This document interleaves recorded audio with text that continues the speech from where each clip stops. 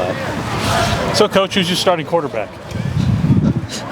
You really know how to come out of the gate swinging. Oh yeah, welcome to the big job. Yeah, that's fantastic. No, both guys came out, did a good job today. They both look good, carried the groups well. You know, we're repping them both with the ones and the twos. They're going to take equal reps with both groups until one guy emerges. In all seriousness, just first day of practice and everything, just you see what you wanted to see from your guys and just getting out here and playing. I'm sure it's had to be a long time coming. Yeah, it was great. You know, when they came out, they were a little tight and we had to blow it up and just say, hey guys, let's shake it off, smile a little bit, have some fun.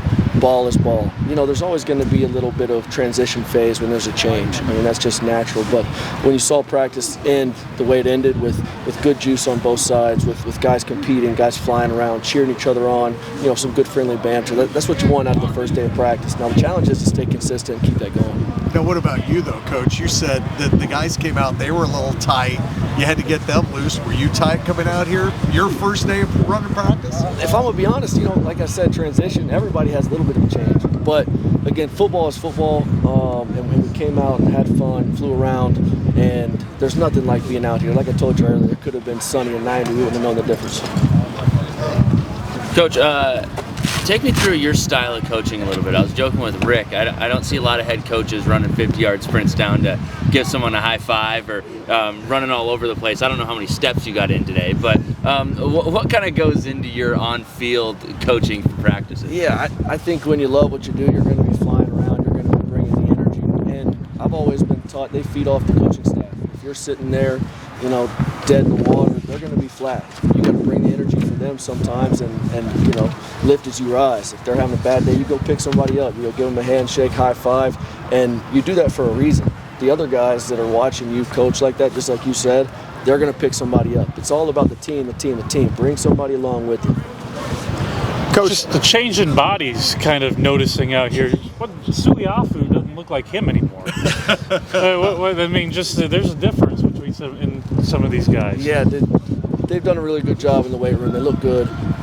They've got their bodies right. Some have needed to trim down. Some have needed to add some weight. Coach Consiglio, our strength coach, does a really nice job in the weight room. And that was what the phase was. We just got through our 6-week phase of off-season weight training. And they've really done a good job. And we've done some things nutritionally for our guys that you can obviously see the improvement, which is good. Coach, practice-wise, kind of walk me through how many scrimmages you guys going to have compared to just practices like today? So legally, you can have 3 scrimmages in the spring.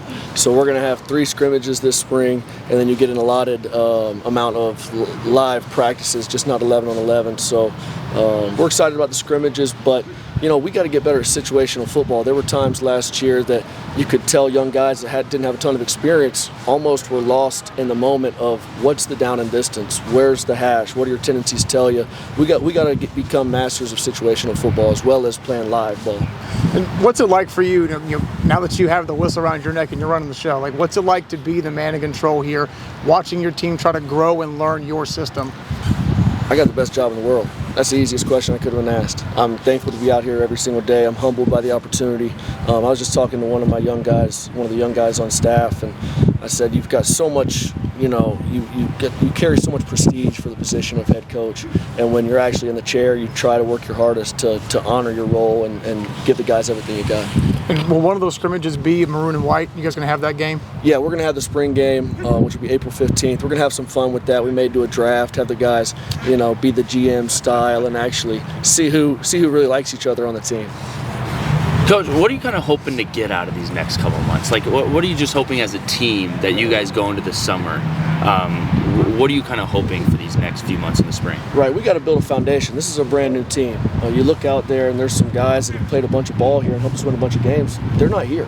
Somebody else has to emerge, and we've got to build some depth at certain positions and really build a foundation so we can get into the summer healthy, roll into some speed quickness training, and then build on that into the fall. I think Eric Cade's a name that most are excited about when they see where he's coming from and just the size of the kid. Just your first impressions of seeing him in pads now. Yeah, he's a massive human being. He's a great kid, though. He works hard. He loves football.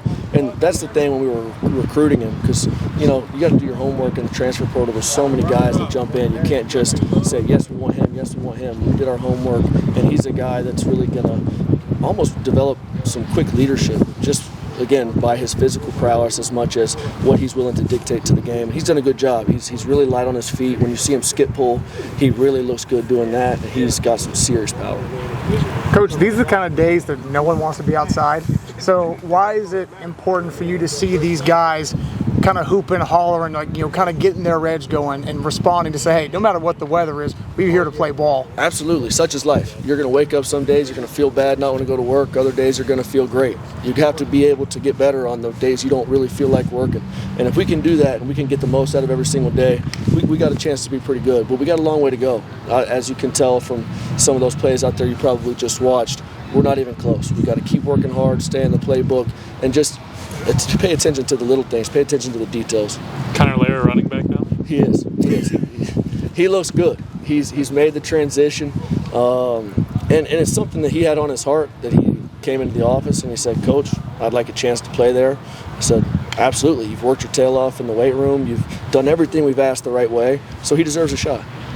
Day one, transitioning from defensive coordinator on the field to a head coach. How do you kind of judge yourself today as you kind of look through a different lens? I think it went well. Obviously, there's always room to grow in everything you do. You know, I just want to make sure we're doing a good job cheering on both sides, you know, keeping it balanced. And it was tough. In the whole 20-minute Indy period, I'm walking around kind of, you know, a little out of sorts. Like, I need to coach a group. I need to get in. So I actually, you know, come early one practice. You'll see, I like coaching Indy too. So I just take a group over, which is fun.